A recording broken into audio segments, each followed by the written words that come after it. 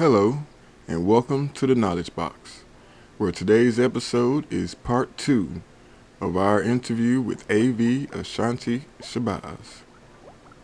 Here we are with the rest of the information and understanding that we got from this interview.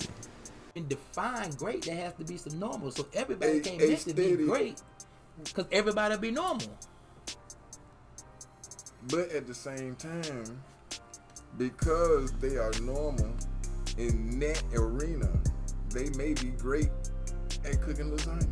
Yeah. You understand? That's what I'm saying. Like, everybody's not gonna be great Let's look at it in this every way. aspect. You have your own piece that you're gonna be great at. So in the world, we have over 6 billion people. Yes. So you saying there's over 6 billion different things that exist that people can be great at? Okay. Yes. Okay. You want to know why? Because I also believe that the impossible is possible. Okay. So if the impossible is possible, that means the intangible is tangible. Okay. Hey. But Les Brown, people being great. You was making a point. My apologies.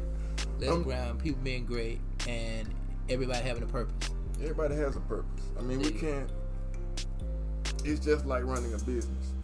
The CEO may understand the accounting portion, may understand the marketing portion, may understand every bit of it, but that doesn't mean that they are the greatest in the company at doing every piece of it. I totally agree. So it is a purpose for that accountant. It is a purpose for that business lawyer. It is a purpose for that. Oh, well, in that analogy, yes. Like, that's my analogy. Like, that's my real life. Like, I'm not the accountant. I have a CFO.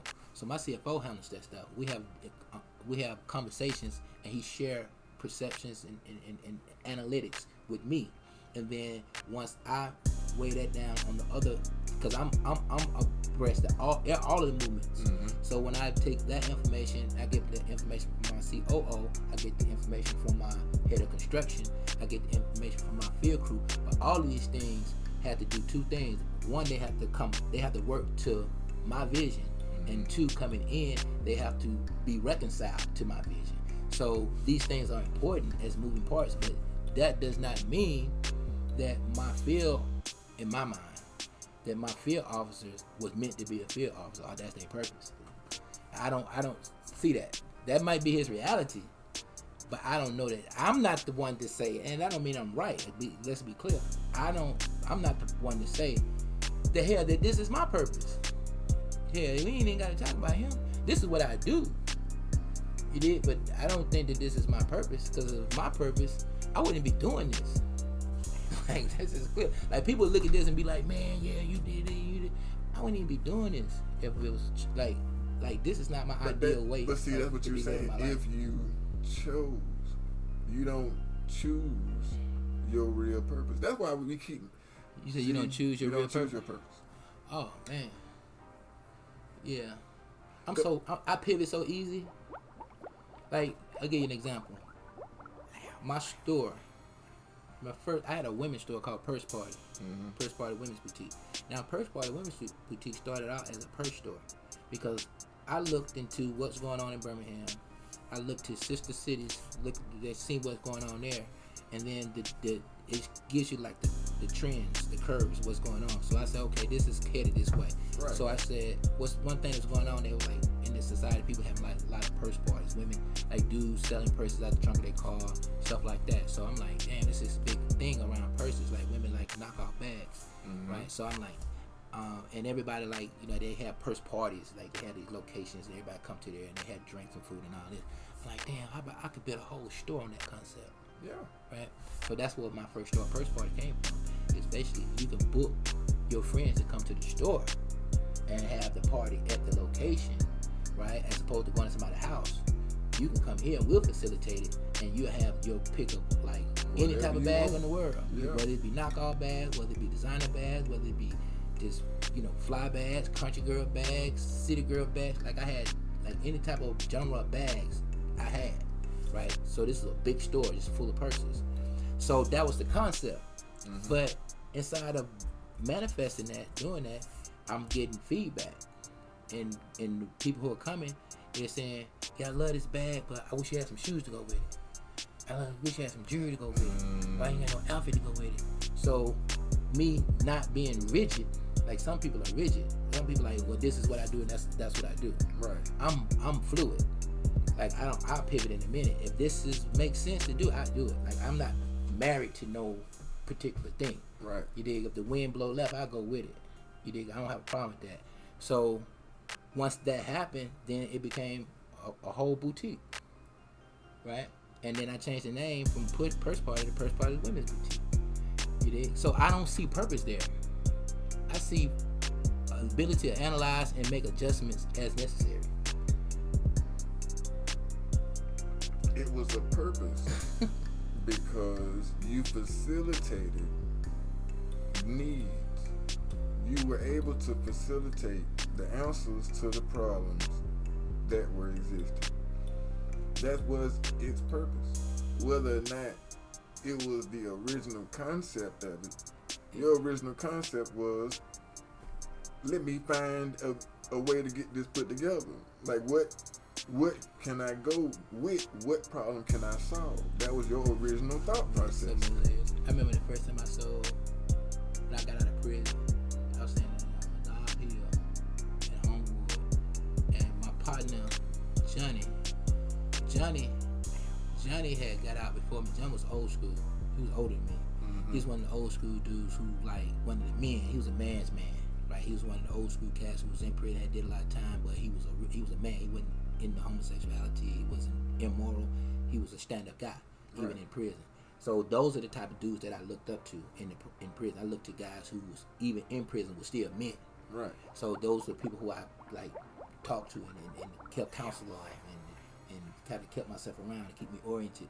And he was one of those guys. So when I got out, he was selling shoes and clothes. He was selling shoes. I had bought a pair of shoes from him. So he kind of, laced me up a little bit, but he wouldn't tell me the whole thing. It's like, it's this whole thing about, I need you to stay behind me. You dig? Like, this is something that I'm doing. I can lace you up, but you need to work through me. I need to benefit from what you gonna do. Right. Yeah. So if you want some shoes, give me the money. I'll go get them. Yeah. You dig? Because you're gonna put some on the top. Mm-hmm. Right. That type of stuff. So then I had a partner named Pat. Pat did the same thing. He was selling shoes, but Pat didn't he didn't handle me like that. Pat just shared information. Right. So eventually, I'd say probably 6 months later, it wasn't even 6 months. Had both of them, and even the Africans, they were buying shoes from me. You did, but that's because I moved with a sense of hunger that other people didn't have. I come from the street. I come from get an 8-ball and don't stop grinding until you get a quarter key. That's how it's supposed to be. Yeah. So that was the concept. Like, this was really a real life concept that we had in the street. Like, we wouldn't go nowhere. We wouldn't spend no money. We wouldn't go nowhere. No. Like, we were locked down in the trap house. To take no shower for real. You finna be Don't up in even there take for no a couple shower. days. Yeah, you're gonna be in the trap with a pack. Only person you want to see coming besides some fiends is the re-up man. That's it. As soon as you get enough to re-up, you getting some more, and cause you gotta go. Like, I'm not even leaving out this door until I get a quarter key. So that was the same attitude or concept I put toward when in legit business. Mm-hmm. So now I'm like, shit, until I get me a building, shit, I ain't spending a dime. Yeah. You dig what I'm saying? And because so now it's like get complacent there. It's like, well, I only got one building. I need 2 stores. So then he's like, shit, I'm finna make that happen. So it kind of grew me. Where other people get content, like because they're making $2,000 a week selling out their trunk. They was cool with selling out their trunk, which I ain't tripping. Like, can't nobody trip because you making $2,000 a week. That's what they feeling though. Yeah, that's what they want to stay. So, but is that and all of this is just hustle for me. It's nothing that I was passionate about. It's nothing that I cared about. It's nothing that I was like selling clothes. It's like selling anything else. It's a product I'm selling and you want it. I'm just selling you what you want. Like, I'm not tied to this in any type of way. I don't feel fulfilled from this in any type of way. I don't feel. But does that make you feel like your purpose is to really introduce people to different avenues? Like, have you ever felt like, man, I'm doing this and I'm learning this, I'm able to share this information with other people now? Oh yeah, for sure. And that's me. That's if I have when you speak purpose to me and who I am, that's who I am. See, I have it's not even a need, it's a necessity that's in me to share information, share know-how, to teach, to empower. Like, that is a necessary part of who I am. That's something I can't turn off. And I'm always, like you say, you happy I came, and you like I would have came. I'll come to anybody who asks. You know what I mean? It ain't even about you or him. It's an opportunity to share some information that helps somebody out. I'm gonna always take that opportunity. You dig what I'm saying? That's just how I'm wired. It doesn't matter. I don't know what this is gonna be or not be. Right. You dig? That ain't even for me to try to figure out. But if you get an opportunity to share some information and build a relationship, shit, why not?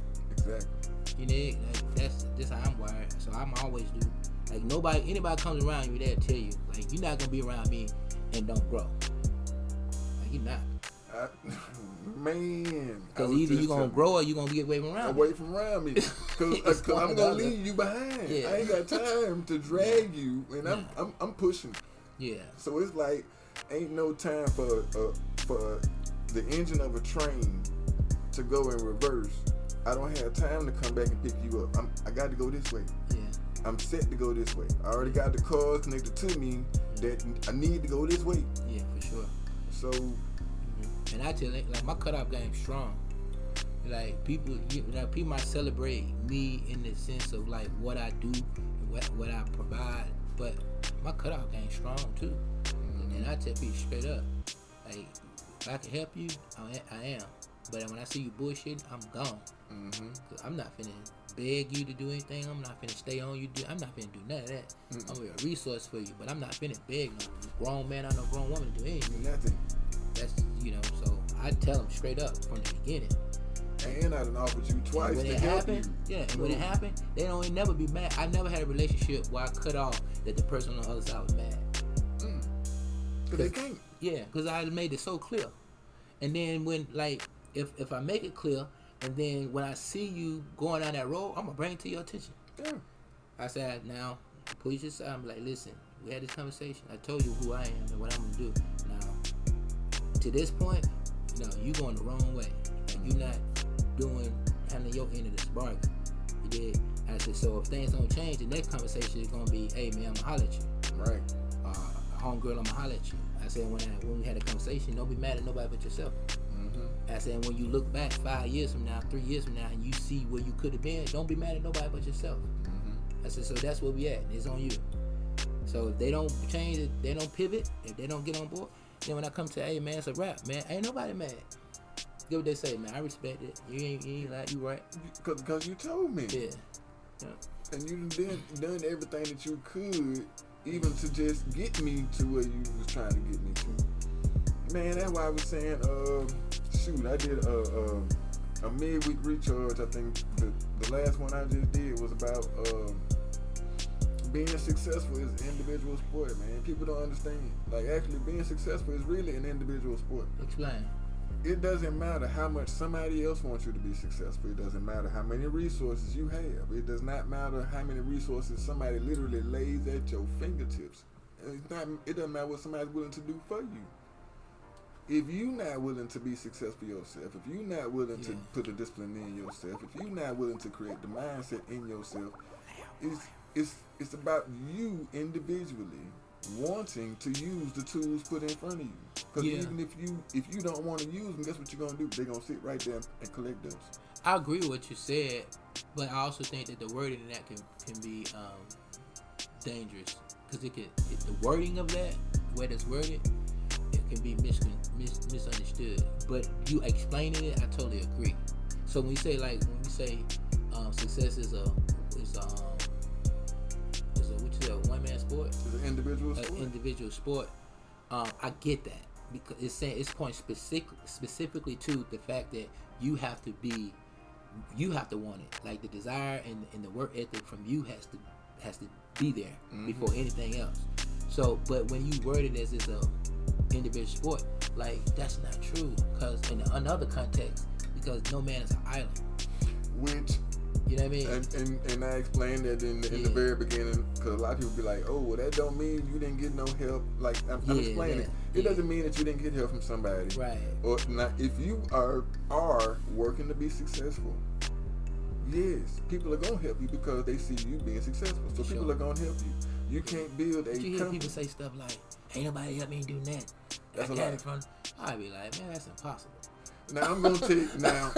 I can honestly say for a fact nobody has done anything to help me get ahead. Now I can say if I have been hurting and needed some help, I have gotten help. But I have not gotten help that has been like, hey, you at this point with the help I'm giving you, now you 5 steps ahead. I've never gotten that. Now I've never gotten that. You probably haven't identified that. No.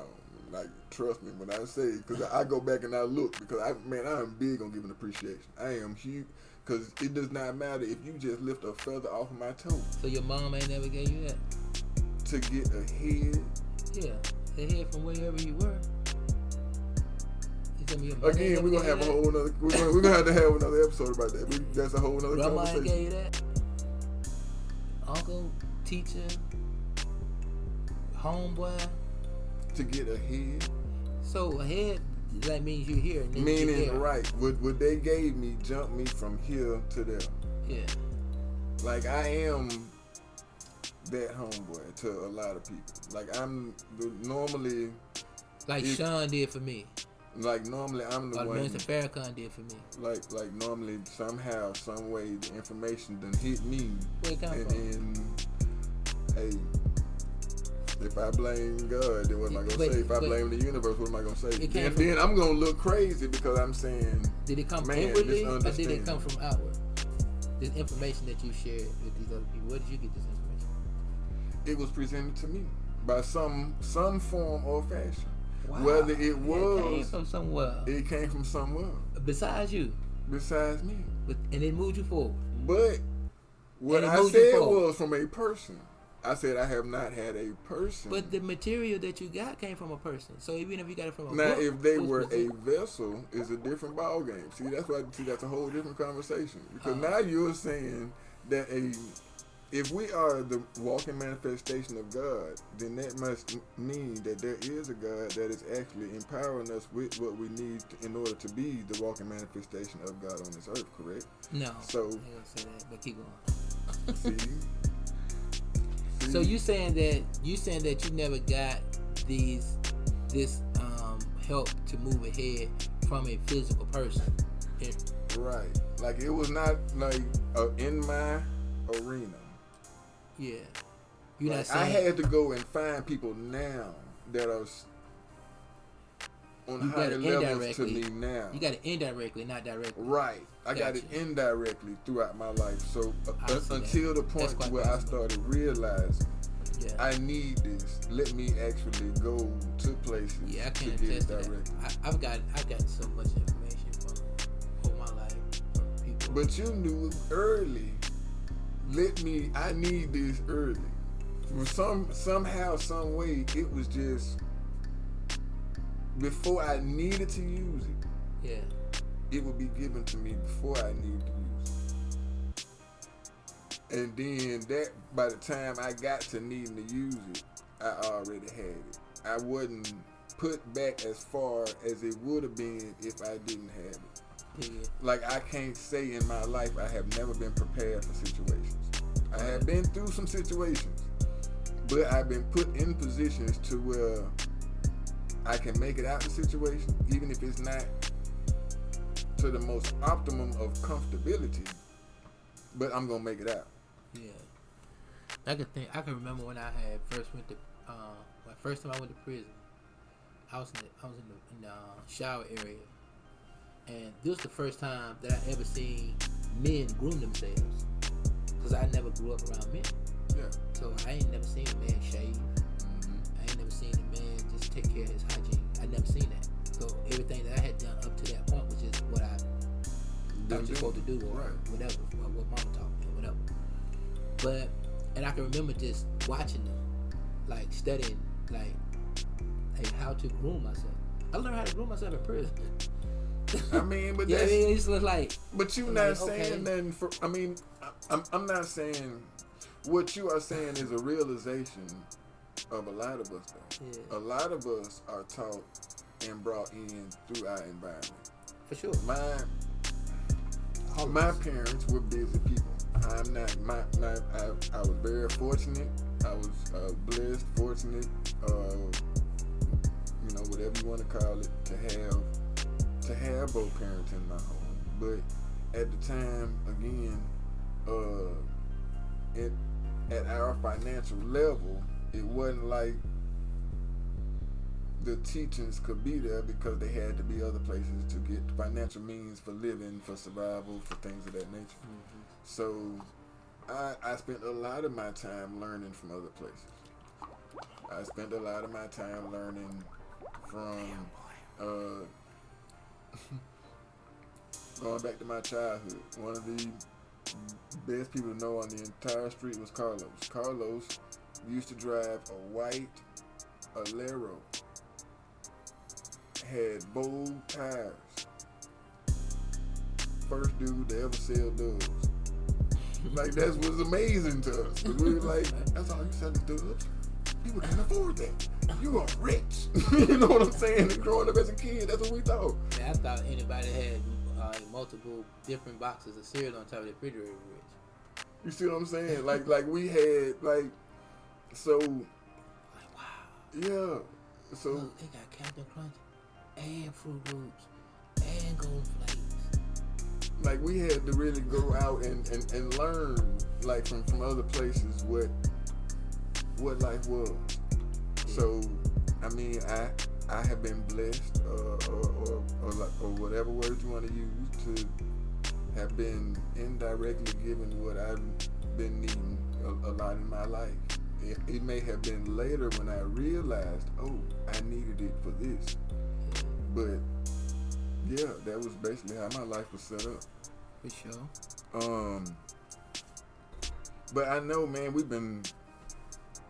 I ain't even gonna lie, man, we done got far away from these questions. Let's get back to it. But I, as a matter of fact, because we're talking about right now encouragement and other things of that nature. So what encouraged you to start teaching these classes on?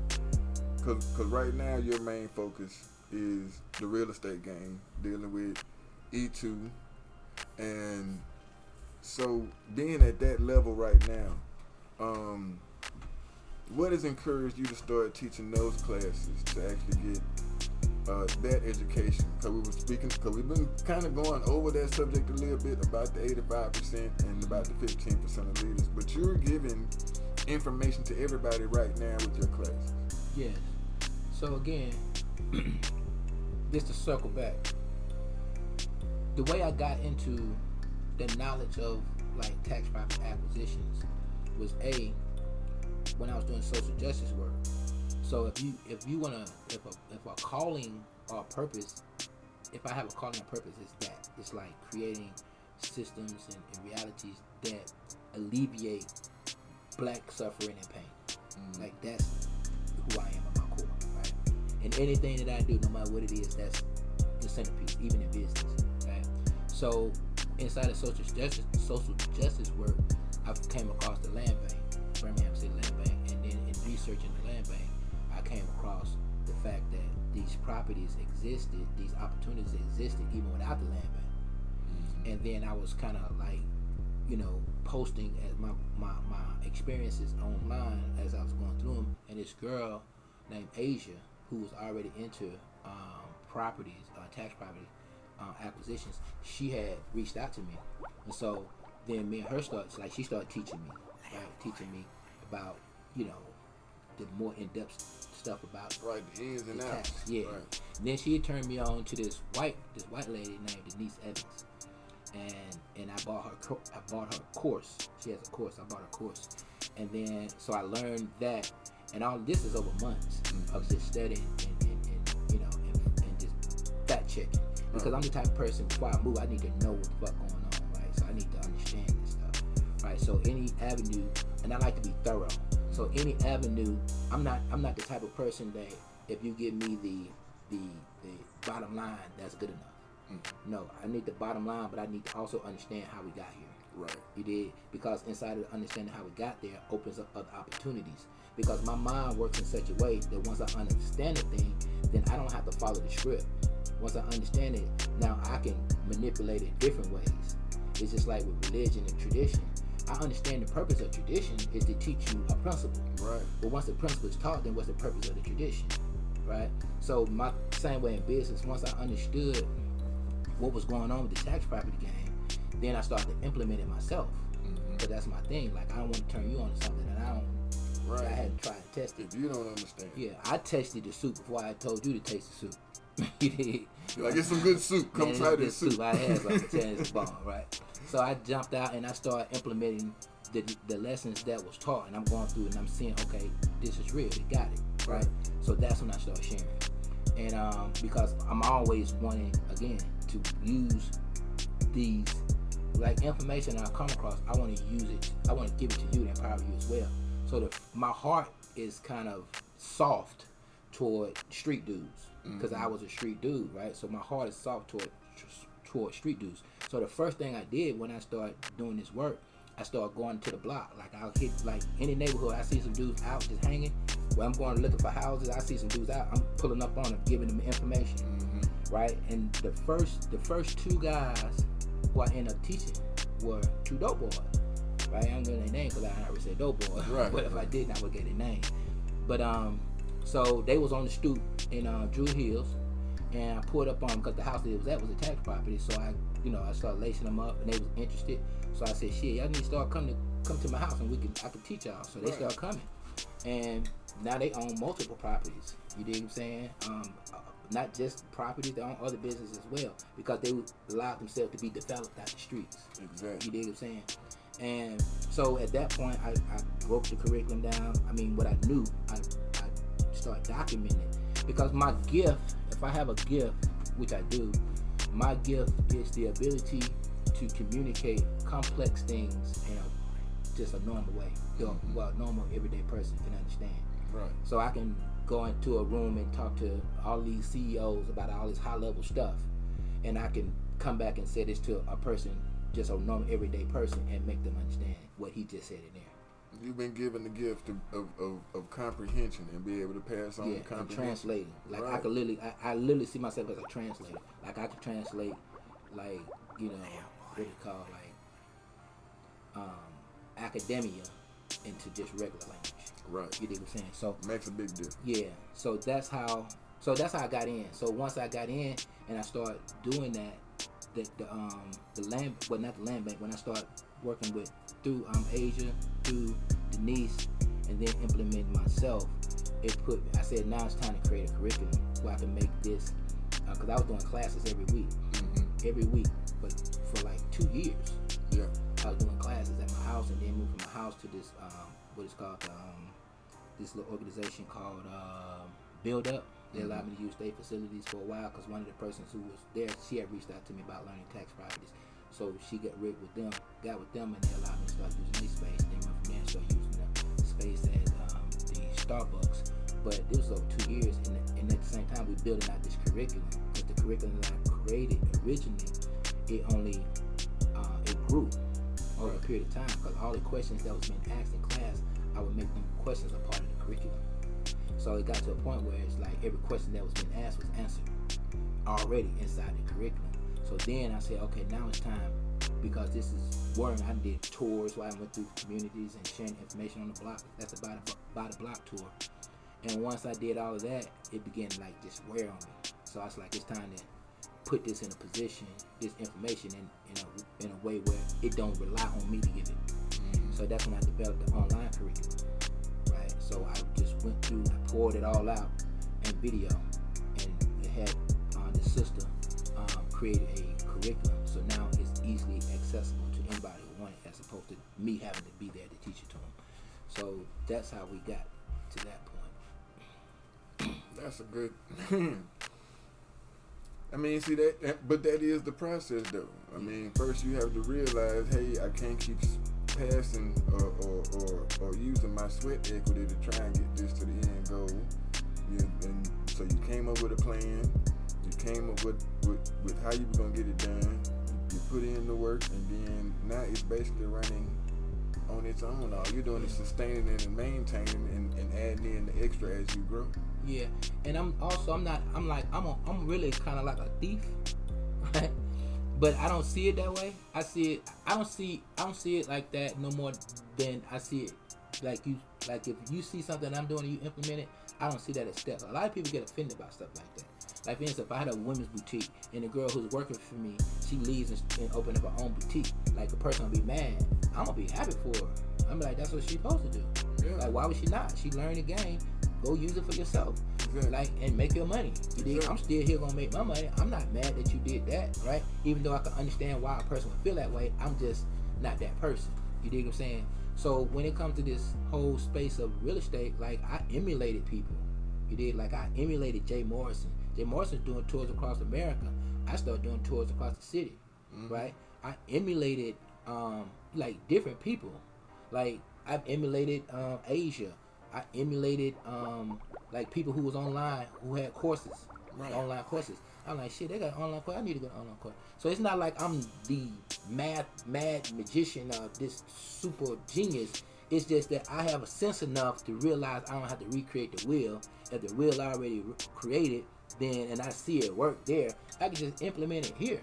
Exactly. And then I can put my own genius or my own way, my own thinking, my own spice to it to make it my thing, because nobody's going to present it the way I do. I don't think that the way that I teach a class, the way that I express, the way that I talk, I don't know any other body who gives it like I give it.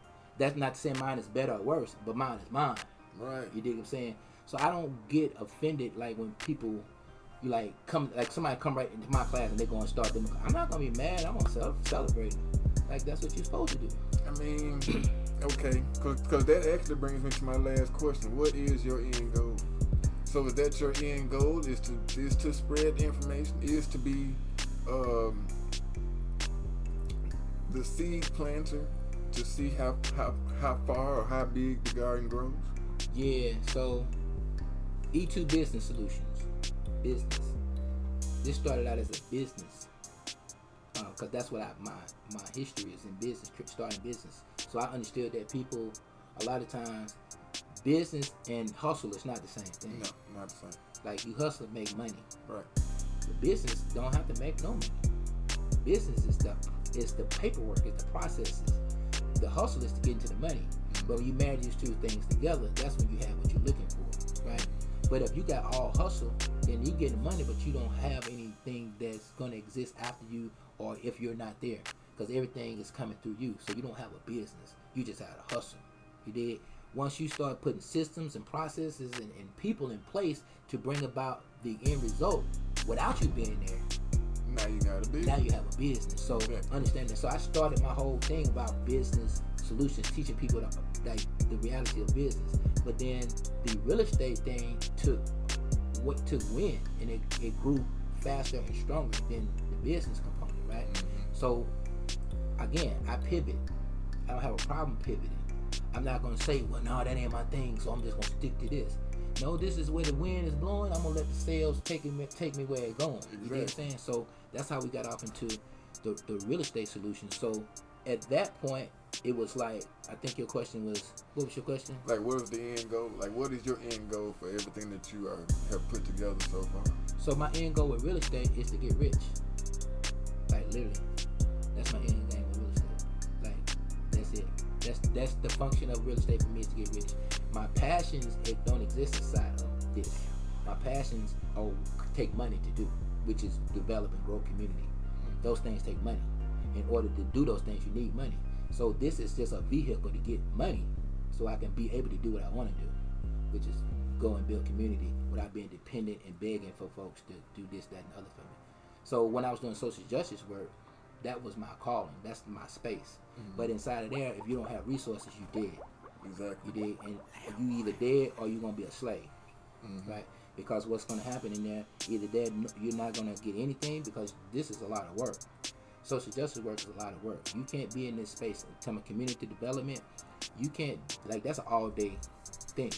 So how do you eat? How do you provide for yourself? how you take care of yourself while you're doing all this work, right? So then that when donations and stuff like that come to that one 501c3, but inside that comes control. So it's like a catch-22. You did. So me seeing the whole play from the inside and seeing how it was going, I'm like, no, I'm not gonna do that. I'm gonna get up out of here, go get me some money, and then come back on my own terms. Right. You dig what I'm saying? And then I could do what I want to do without anybody pulling my purse strings on. So would you say that you're actually going to be rich, or what, are you just going for freedom? Freedom is rich. Rich is freedom. Yes. Don't get me wrong. Yes, that's basically because that's the way I'm looking at it. Yeah. Like I want the freedom to be able to do the Philanthropy. The philanthropy Yeah. that would actually that warms my heart. Yeah. The things that I know need to be done. I want the freedom to do those things without having to go beg somebody. Yeah. Because if people who've had the resources or have the resources, if they were going to do it, they would have already done it. So in order for me to go and ask you to do it, that means now you're going to want to turn it into an endeavor that is not meant to be. Yeah, that's for the most part, that's how it goes. But freedom, so when I think of freedom, I think of what you said, but more. I think of or some other things also. So for me, freedom has always been the ability to do whatever I want to do without having to worry about repercussions about what I chose to do, right? So and that can be most seen in the way I use my voice. Like I can say what I want to say because don't nobody control my purse strings. Like I don't have a job to report to. Right. That a person, my employer, can say they don't like what I said, or they heard I was on social media doing this, or they heard I was in the community doing that, or this doesn't align with their core values of their company. Like I don't have those barriers because I don't work for nobody. Exactly. You dig what I'm saying? So that right there is that's the highest form of freedom to me. The fact that I answer to myself, so I don't have to, cower myself or bridle myself based on what somebody else might think feel. You dig what I'm saying? So for me, that's simple, and that's the reason I kind of most times what is one of the benefits of like for me catering my business or shaping my business around people that look like me. So because 99.9% of my dollars come from people that look like me, I'm not concerned about what they think. You dig? He concerned about what they think because that's who feed him. Right. You dig? But my people feed me, so I'm not concerned about what nobody else thinks. I get people tell me all the time, man, you gotta need to be careful about what you say on social. You need to be careful how you move out here. You need to be careful about this. I don't need to be careful about it. Man, I know what I'm doing. I understand. But I'm not built like that. Like it's not even like I can make a lot more money by being a lot less principled. You did. That you remove principles get in the way of money. They really do. Yeah. Because once you don't have no principles, you can do anything. That's why it is a fine line to have ethical and financial awareness. Yeah. To have both of those and be able to still make it to the levels of because there's gonna be some times where your ethics, dollar signs gonna be on the other side of your ethics and principles, and what are you gonna do? And most times people will opt out for the economic because they have been trained to believe or trained to think like that's business. Oh man, that's just business. No, that's your choice. Exactly. You made that was your choice. Whether it was the right or wrong choice, it does not matter. It made you money. Right. But that was your choice. You could have made money without doing that. Exactly. You probably wouldn't have made as much, but that was your choice. You chose that because it made you more money. Like you said, fuck my principles. I'm gonna rock with this dollar sign. Right. With what's gonna add the most zeros. So, So I move differently. So freedom to me is, man, the ability to do what I want to do. If my children call, if my children got field, I never missed a field trip. I ain't never not been to one of my children's field trips. I don't even know what that feel like. My children can never call me and be like, Dad, I'm sick, come get me. And I be like, I can't, I'm at work. Like, I don't even understand the concept. Like, what you mean? Because you're doing it for that purpose. If I can't fulfill the purpose that I need to fulfill, what am I doing this for? That's freedom. That's the biggest. That's the freedom, right? That's what matters to me more than the dollar signs. Is the fact that I can do what I want to do, when I want to do it. be the father that you want to be. Yeah. Go and make the endeavors happen that you want to make happen. Do all I those can navigate things. my course every day, and I ain't gotta ask nobody's permission. You dig? So, and I also try to, as a employer, right, as a person who pays the salaries of many people, and facilitate the income of many other people. I try to move in that same space for them. Like, you don't gotta, if you got your children sick, go home to your children. Like, if you got an issue, like don't, this is not a plantation. Right. Like, working for me, you're not on a plantation. It's not no rigorous, like, you gotta do this, and if you don't do this, you're fired. It's more like, you know your responsibility. It's not a literal plantation. Yeah, we're gonna say it's not a literal plantation. Well, I'm speaking to my workspace. Like, my workspace is not synonymous with his workspace. Because I allow a lot of, like, you have more leniency. Well, no, it's self accountability. It's, you know, your requirement. You know, with this, for you to get paid, you know what you need to do. Like, right. These are the things. These are your responsibilities. Right. Right. Then after that, like, I don't really have that much more. But at the end of the day, working another man's land for their wealth and profit is a form of slavery. I mean, but that's a whole other conversation of vernacular. So slavery has a definition, though. But that is a whole other vernacular and conversation. So if we define slavery means to work without compensation, right? Like, to be owned by someone else, right? Which technically is what someone is doing when they are owning your time when you're working for them. No, I'm paying them for their time. Are you paying them? Not you. Yeah, I'm saying. I mean, I'm not saying you. I'm not saying you are underpaying people. No, I'm saying let's right. Let's talk about McDonald's. Right. So, like, McDonald's, as a business, McDonald's is not going to pay you what your value is. Well, McDonald's who is going to pay you. How do you know that person's value? Who determines that person's value? By what they do to get you to your bottom line. So that's a different conversation. But right, that's what I was saying. That's a whole different conversation we're going to have to come back to. Yeah, I agree. But that's not my value. But what makes that person, or what I would perceive as a reason to refer to that person as being on a plantation or being a slave is not because of the value of that labor exchange per se, but because of all the other things that come along with that, which is, you can't do this, you got to do that, you gon', like, it's the control of this person's life is what, for me, makes that slavery versus this slavery. Like, the fact that he worked a job, to me, doesn't denote slavery. That's an exchange of labor for money. It is an exchange for labor for money. But at the same aspect, it is also, while you're on that clock, you have to maintain yourself within the constructs or constraints of what that company tells you can and cannot do. Because there are some jobs that tell you, hey, you on your lunch or you on your break, you can't leave the building because if something happens to you, I think because you're on the clock, that's where the needle we're liable starts to for move. you. That's where the needle starts to move for me. That don't mean that I'm right, but for me, the needle starts to move when what I'm paying you for is not enough. When you start adding all this other stuff on top of that, like they ain't got nothing to do with you performing your job, but I'm gonna put that on top on you because I can. You did, or I'm gonna use this leverage, the fact that I feed your family, or the money that come from me feed your family. So I'm gonna add all this bullshit on top of you.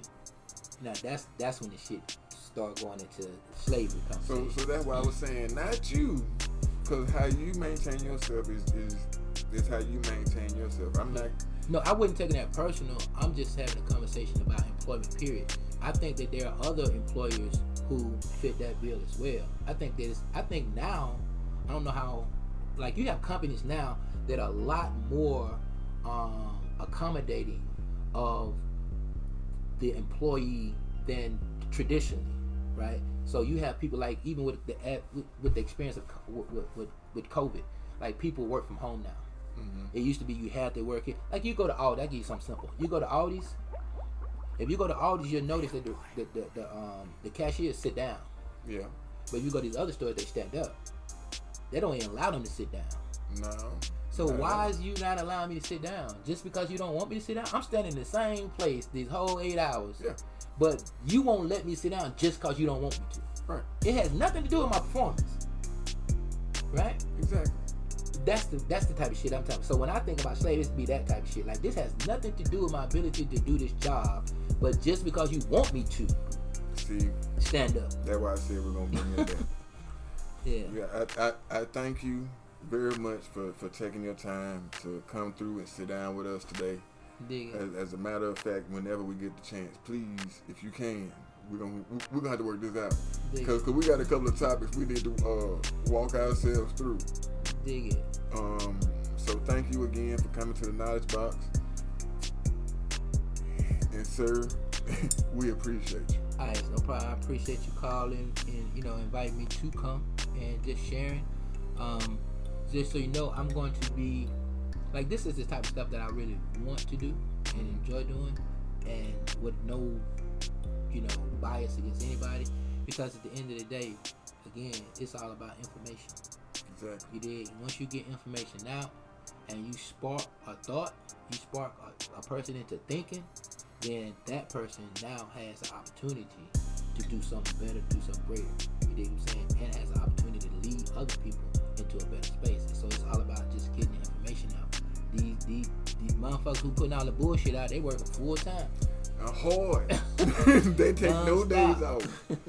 You dig? So we gotta be just as intentional about getting out, information to make people start thinking. That's whether that's the human development, whether that's business, real estate, law, politics, whatever it is. We have to create the proper, the most relevant narrative to our best interest. And that's another, like, black folk gotta shake the shackles of thinking like their best interest is supposed to go on the back burner. No, we supposed to be in the front a long time ago. Like, how your best interest is not in your first priority? It's supposed to be, but we lost track of that because we're so willing to feed other people. So yeah, that's my thing, man. I just want to get people to think. You dig? And once they start thinking, shit, true bad witness of themselves, it's gonna come full circle. You dig? So all the way around. That's it. I appreciate you. Man, I appreciate you, bro. And we're gonna make sure we get you back on here as fast as we can. Dig it.